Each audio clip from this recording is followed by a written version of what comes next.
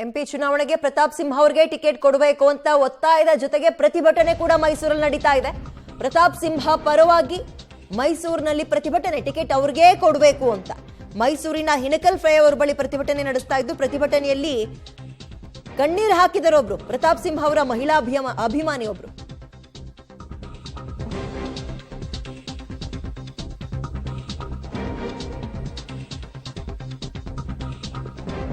ಇನ್ನೂ ಮನುಷ್ಯನಿಗೆ ಆಸೆ ಇರ್ತದೆ ಸಾಯೋವರೆಗೂ ಪಾಲಿಟಿಕ್ಸ್ ಮಾಡಬೇಕು ಅಂತ. ಅಂಥ ಆಸೆ ನನಗೂ ಇಲ್ಲ.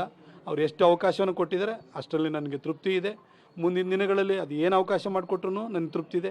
ಅವಕಾಶ ಮಾಡಿಕೊಡ್ಲಿಲ್ಲ ಅಂತಂದ್ರೂ ಕೂಡ ಬೇಸರ ಇಲ್ಲ.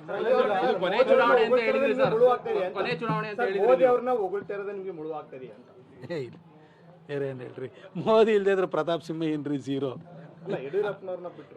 ಸುಮ್ಮನೆ ಹಂಗೆಲ್ಲ ಹೇಳ್ಬೇಡಿ. ಯಡಿಯೂರಪ್ಪ ಸಾಹೇಬರು ನಮ್ಮ ಅನ್ಕ್ವಶನಬಲ್ ಲೀಡ್ರು. ನೋಡಿ, ಯಾವಾಗಲೂ ಉಂಟಲ್ಲ, ಎಷ್ಟೋ ಸರಿ ಏನೇನೋ ಬೇರೆ ಬೇರೆ ಥರ ವಿಶ್ಲೇಷಣೆಗಳು ನಡೀತವೆ. ಯಡಿಯೂರಪ್ಪ ಸಾಹೇಬರು ಪಕ್ಷವನ್ನು ಈ ಮಟ್ಟಕ್ಕೆ ಬೆಳೆಸಲಿಲ್ಲ, ಕಟ್ಟಲಿಲ್ಲ ಅಂತಂದಿದ್ರೆ ಇವತ್ತು ಬಿ ಜೆ ಪಿ ಎಲ್ಲಿರ್ತಾ ಇತ್ತು?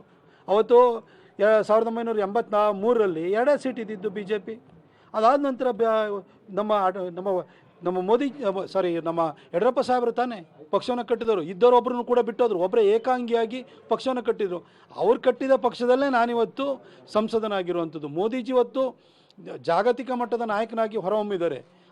ಆದರೆ ಕರ್ನಾಟಕದಲ್ಲಿ ಬಿ ಜೆ ಪಿನ ಕಟ್ಟಿ ಬೆಳೆಸಿದ್ದು ಅದು ನಮ್ಮ ಯಡಿಯೂರಪ್ಪ ಸಾಹೇಬರು.